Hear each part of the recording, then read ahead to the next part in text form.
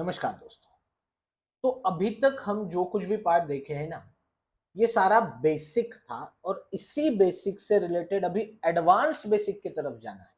Yes बच्चे, अभी बहुत सारे ऐसे टॉपिक्स हमें देखने हैं जहां पर जिसमें अभी तक जो कुछ हम पढ़े हैं वो सारा यूज करना है।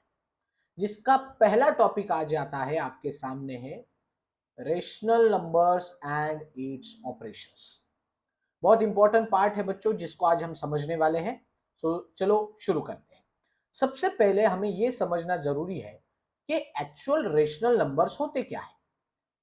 अब रेशनल नंबर्स क्या होते हैं इसके बारे में मैं पहले वीडियो में ही बात कर चुका हूं। Anything in the form of P upon Q, anything in the form of P upon Q where p and q integers both are integers and q should not be equal to 0। ये जो denominator है ना q, ये वाला, इसकी value जो है वो 0 नहीं होनी चाहिए। p की वैल्यू 0 चलो चलेगी, पर q की वैल्यू 0 नहीं होनी चाहिए। उसे हम क्या कहते हैं? रेशनल नंबर कहते हैं। तो बहुत सारे एग्जांपल्स हम लिख सकते हैं यहां पर, जैसे -2/5, 6/4, इसको अगर सिंप्लीफाई किया तो 3/2 हो जाएगा, बराबर। देन 0/5। अब बोलोगे सर 0, हाँ, p की वैल्यू 0 हो सकती है, q की वैल्यू 0 चाहिए क्या? नहीं चाहिए। तो ऐसे बहुत सारे रेशनल नंबर्स हम लिख सकते हैं। और आज के टॉपिक में इन्हीं रेशनल नंबर्स के ऑपरेशंस के बारे में हम बात करने वाले हैं। ठीक है, तो सबसे पहला ऑपरेशन कौन सा आता है आपका? Addition. Addition of rational numbers. अब बच्चों एक चीज ध्यान रखना, यहां पर एडिशन सब्ट्रैक्शन करने के लिए आपने एक मेथड मेरे से पहले ही पढ़ी हुई है, दैट इज एलसीएम। याद है ना? List common multiple. उसका उपयोग हमें इस टॉपिक में करना है। इसलिए अगर आपने एलसीएम वाला पार्ट अभी तक देखा नहीं है तो पीछे जाओ, पहला एलसीएम वाला पार्ट क्लियर करो, फिर इस टॉपिक की तरफ आओ। अदरवाइज यहां पर क्या होगा, एडिशन और सब्ट्रैक्शन करते वक्त एलसीएम में किस प्रकार लेता हूं ये आपको समझ में नहीं आएगा। इसलिए अगर एलसीएम एचसीएफ वाला पार्ट क्लियर नहीं किया है तो पीछे जाओ, एलसीएम वाला पार्ट क्लियर करो, फिर इस वीडियो को आप देखो। ठीक है, तो एडिशन के लिए एक एग्जांपल लेता हूं, जैसे 5/6 प्लस 7/6। 5/6 क्या रेशनल नंबर है। 7/6 रेशनल नंबर है। और इन दोनों की क्या कर रहे हो आप? एडिशन। तो एक चीज ध्यान रखना बच्चों, जब भी रेशनल नंबर की एडिशन कर रहे हो या सब्ट्रैक्शन कर रहे हो, हमेशा सबसे पहले आपको डिनोमिनेटर को देखना जरूरी है। अगर डिनोमिनेटर सेम है तो कोई प्रॉब्लम नहीं, अगर डिनोमिनेटर सेम नहीं है then we have to take out the LCM. अभी इस क्वेश्चन के तरफ देखो, 5/6 प्लस 7/6। तो क्या मुझे बताओ यहां पर दोनों का डिनोमिनेटर सेम है या नहीं? ऑब्वियसली वो सेम है। तो क्या करेंगे हम, जब भी डिनोमिनेटर सेम है तो उस डिनोमिनेटर को कॉमन ले लो। 6 ले लिया, और जो न्यूमरेटर है उसकी डायरेक्टली कर दो एडिशन। तो क्या होगा ये 5 प्लस 7, क्योंकि न्यूमरेटर है उनकी एडिशन कर दी, और अपॉन 6 जो डिनोमिनेटर कॉमन था। तो ये क्या हो गया, 5 प्लस 7 हो गया 12 अपॉन 6। ये डिविजिबल है, 6 1 जार 6 2 जार, तो आंसर आ गया 2/1 is nothing but 2। Okay fine. तो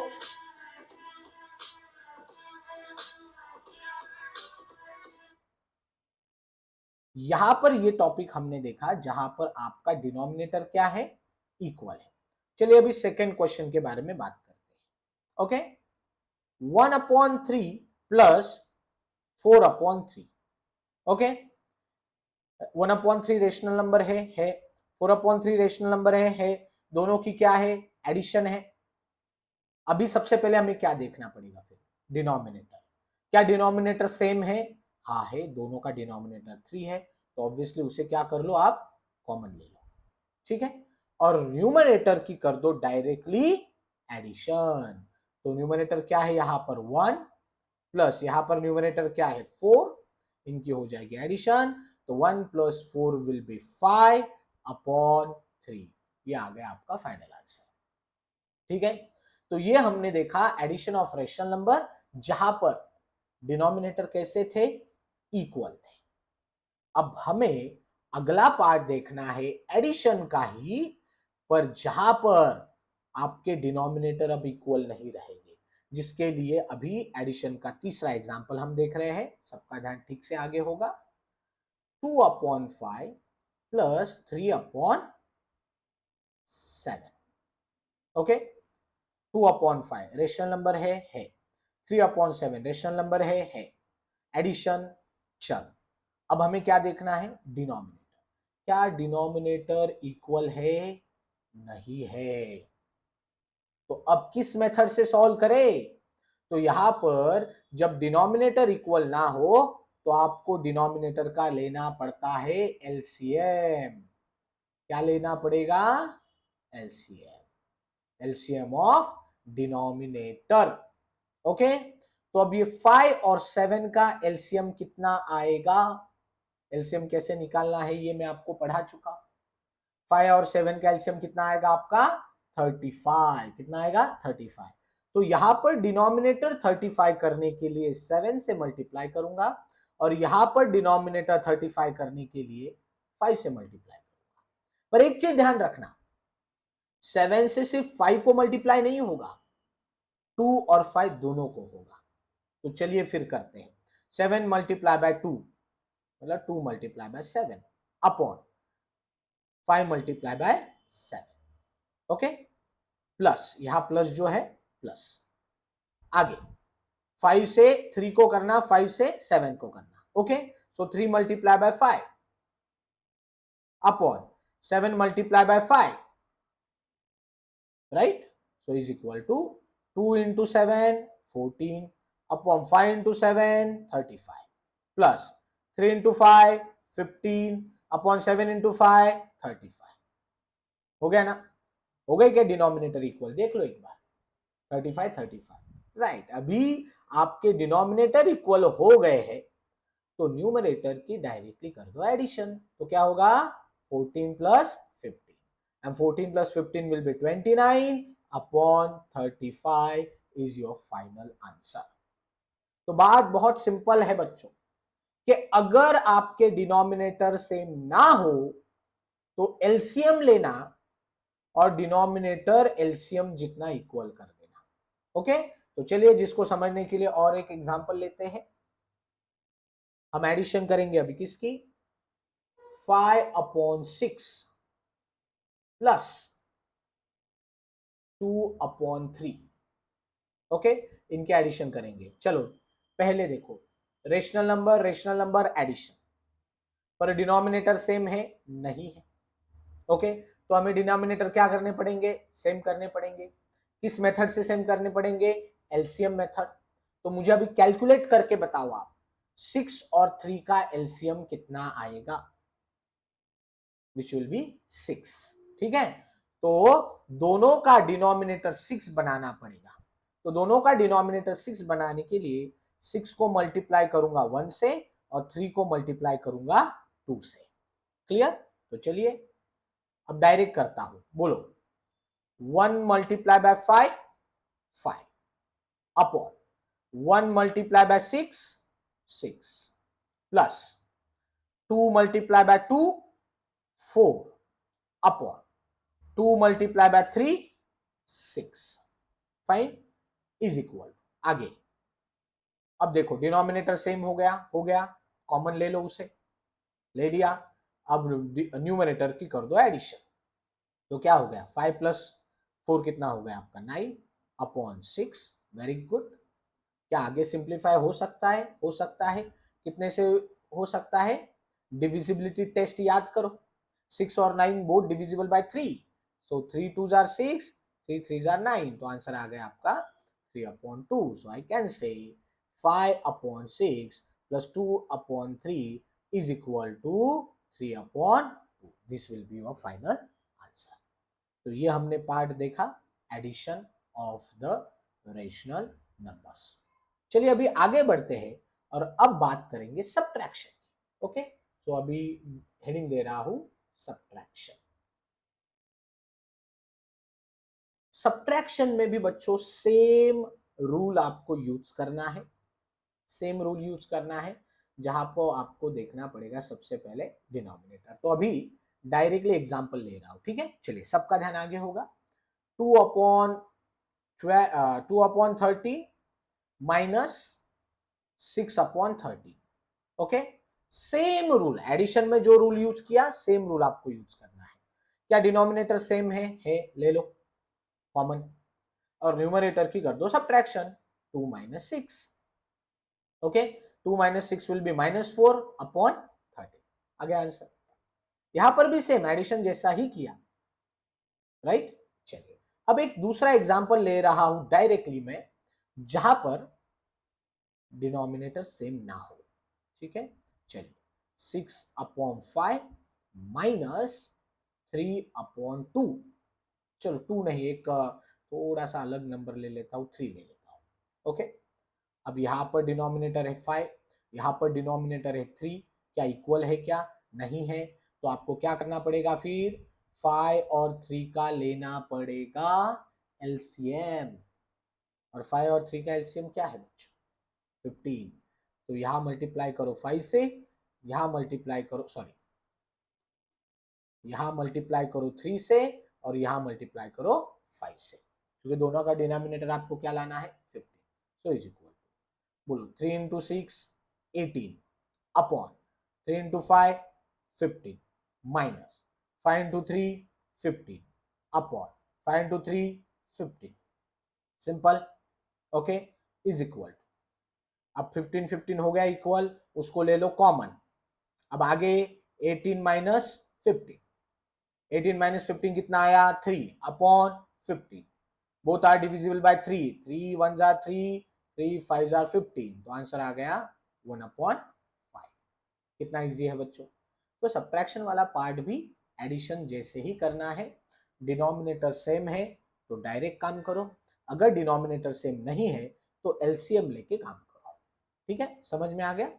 चलिए अभी अगले मेथड की तरफ बढ़ते हैं, जहां पर हमें बात करनी है next method, multiplication. Okay, multiplication. अब देखो बच्चों, जो एलसीएम वाला काम है ना, वो सिर्फ एडिशन सब्ट्रैक्शन में यूज करना है। मल्टीप्लिकेशन करते वक्त कोई भी एलसीएम की जरूरत नहीं। ठीक है, डायरेक्टली एग्जांपल देखेंगे बच्चों। देखो 5/7 मल्टीप्लाई बाय 3/2। ये देखो रेशनल नंबर, रेशनल नंबर और मल्टीप्लिकेशन। तो यहां पर एक चीज ध्यान रखना बच्चों, यहां पर डिनोमिनेटर को देखने की कोई जरूरत नहीं, डायरेक्ट क्या करने का? Straight multiplication.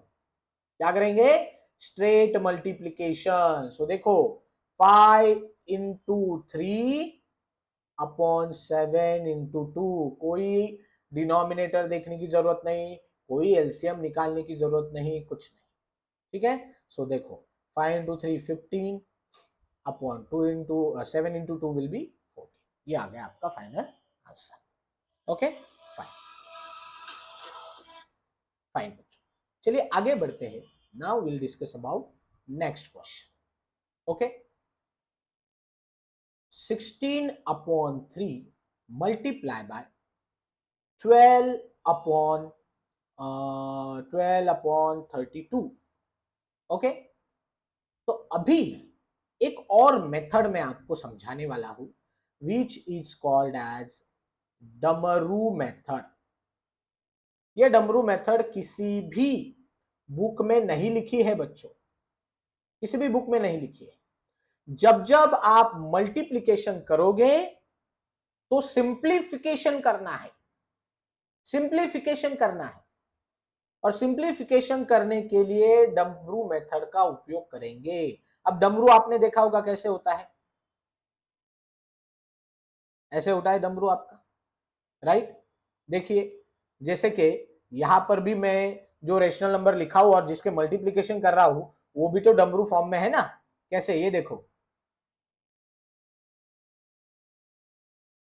है ना डमरू फॉर्म में ही। तो अब हम सिंप्लीफिकेशन करेंगे, पर कैसे? इसका सिंप्लीफिकेशन इसके साथ हो सकता है, इसका सिंप्लीफिकेशन इसके साथ हो सकता है। मतलब क्या, ऊपर एग्जांपल में देखो, 12 का सिंप्लीफिकेशन 3 के साथ हो सकता है और वाइस वर्सा, या 12 का सिंप्लीफिकेशन 32 के साथ हो सकता है, वाइस वर्सा। ओके, या फिर देखो डमरू मेथड क्या कहती है, 16 और 32 सिंप्लीफाई हो सकता है और 16 3 सिंप्लीफाई हो सकता है। ओके, मतलब क्या, बात सिंपल है कि आप ऐसे सिंप्लीफाई कर सकते हो, आप ऐसे सिंप्लीफाई कर सकते हो, आप क्रॉस में भी सिंप्लीफाई कर सकते हो। समझ में आ गया? तो सिंप्लीफिकेशन की बहुत इजी मेथड है डमरू मेथड, राइट। पर सिंप्लीफिकेशन कैसे नहीं होगा? न्यूमरेटर टू न्यूमरेटर और डिनोमिनेटर टू डिनोमिनेटर सिंप्लीफिकेशन नहीं होगा, सिंप्लीफिकेशन नहीं होगा। ठीक है, तो चलिए अभी इस क्वेश्चन को सिंप्लीफाई करते हैं। ये देखो, ये 16 और ये 32 सिंप्लीफाई हो सकता है, हो सकता है। कैसे? 16 1 जार 16 1 जार 2 32, 16 2 जार 32। 3 और 12 सिंप्लीफाई हो सकते हैं, हो सकते हैं। 3 1 जार 3 4 जार। ओके, तो क्या आया आपके सामने अभी रेशनल नंबर? देखो 1 अपॉन 1 इंटू 4 अपॉन 2। क्या और सिंप्लीफाई हो सकता है? हो सकता है। देखो 4 और 2 हो सकता है ना, लुक हियर, ऐसा भी तो सिंप्लीफाई हो सकता है ना, तो कर सकते हैं। 2 1 जार 2 2 जार, तो क्या आया आपके सामने? 1 इंटू 2 अपॉन 1। तो और इसको इजी कर दे तो 1 upon 1 will be 1 into 2 upon 1 will B 2, answer will be 2। Simple. तो इसे कहा जाता है डमरू मेथड। जो डमरू मेथड, ठीक से सुनो, सिर्फ और सिर्फ मल्टीप्लिकेशन करते ही यूज करते हैं, एडिशन में नहीं, सब्ट्रैक्शन में नहीं, डिवीजन में नहीं। ओके, चल आगे बढ़ते हैं और एक एग्जांपल लेंगे डमरू मेथड का। 15 upon 45 multiply by 9 upon 3। Okay, चलिए अभी शांति से करेंगे। ओके, शांति से करेंगे। लुक हियर, चेक करते जाएंगे डमरू मेथड से। 15 3 हो सकता है, हो सकता है। चलो फिर करते हैं। 3 1 जार 3 5 जार। 9 और 45 हो सकता है, हो सकता है। 9 1 जार 9 5 जार। ओके, और कुछ हो सकता है? ये देखो, ये 5 ये 5 हो सकता है। 5 1 जार 5 1 जार, तो बचा क्या आपके पास? 1 upon 1 into 1 upon 1, 1 into 1 will be 1। Answer आ गया आपका। तो बच्चों मल्टीप्लिकेशन हमने देखा, जिसमें हमने डब्ल्यू मेथड के बारे में बात की। ठीक है, चलिए अब आगे बात करते हैं। The next topic, division. एक एग्जांपल लेता हूं, 5 अपॉन 14 डिवाइडेड बाय 15 अपॉन 7। अब एक चीज ध्यान रखना, हम डायरेक्टली डिवीजन का कोई रूल यूज नहीं कर सकते यहां, बट डिवीजन का कन्वर्जन मल्टीप्लिकेशन में कर सकते हैं। कैसे करना है, ध्यान दो। इज इक्वल, पहला रेशनल नंबर जो है वो वैसे के वैसे रखो, रखा। जो डिवीजन है वो कन्वर्ट कर दो मल्टीप्लिकेशन में, कर दिया। और जो दूसरा रेशनल नंबर है उसका आपको लेना पड़ेगा रेसिप्रोकल। रेसिप्रोकल क्या होगा? 15 अपॉन 7 का रेसिप्रोकल होगा 7 अपॉन 15। तो हमने डिवीजन वाला ऑपरेशन कन्वर्ट कर दिया मल्टीप्लिकेशन में। अब आपके जो मेथड है मल्टीप्लिकेशन के, कौन से? डमरू मेथड, उसे यूज करो, सॉल्व करो। तो चलिए फिर इसको सॉल्व करते हैं। लेट्स सी, ये देखिए, 5 1 जार 5 3 जार, 7 1 जार 7 2 जार। तो आपके पास क्या आया? 1 upon 2 into 1 upon 3, 1 upon 2 into 1 upon 3। अब करेंगे straight multiplication, 1 into 1 1, 2 into 3 6। This will be your final answer. समझ में आ गया? आई होप क्लियर हो गया होगा यहां तक। ठीक है, चलिए और एक डिवीजन का हम एग्जाम्पल देखेंगे। डमरू मेथड से मल्टीप्लिकेशन को सॉल्व करेंगे, पर पहले कन्वर्जन करना जरूरी है। ये देखो 45/16 डिवाइडेड बाय 9/4। ठीक है। तो अब हमारा रूल क्या कहता है डिवीजन का? पहला रेशनल नंबर वैसे के वैसे रखो 45/16, डिवीजन कन्वर्ट कर दो किसमें? मल्टीप्लिकेशन में। और दूसरे रेशनल नंबर का क्या करना है? रेसिप्रोकल। तो दूसरा रेशनल नंबर होगा 4/9। अब आपके डब्ल्यू मेथड से सॉल्व करो। चलिए फिर करते हैं, लेट्स सी। ये देखिए 9 1 jar 9 5 jar, right, 4 1 jar 4 4 jar. तो देखिए क्या है आपके पास? 5/4 इंटू 1/1, स्ट्रेट मल्टीप्लीकेशन। क्या होगा? 5 into 1 5/4 into 1 4। This will be your final answer. ठीक है बच्चों, तो हमने एडिशन, सब्ट्रैक्शन, मल्टीप्लीकेशन, डिवीजन, ये चारों मेथड रेशनल नंबर के लिए यूज किए। अगर आपको कुछ कंफ्यूजन है तो पीछे जाओ, वापिस देखो कैसे सॉल्व किया हुआ है। इस वीडियो को 2-3 बार देखो बच्चों, तब अच्छे से और एक बार क्लियर होगा। ठीक है, तो आज यही रुकते हैं, मिलते हैं अगले पार्ट।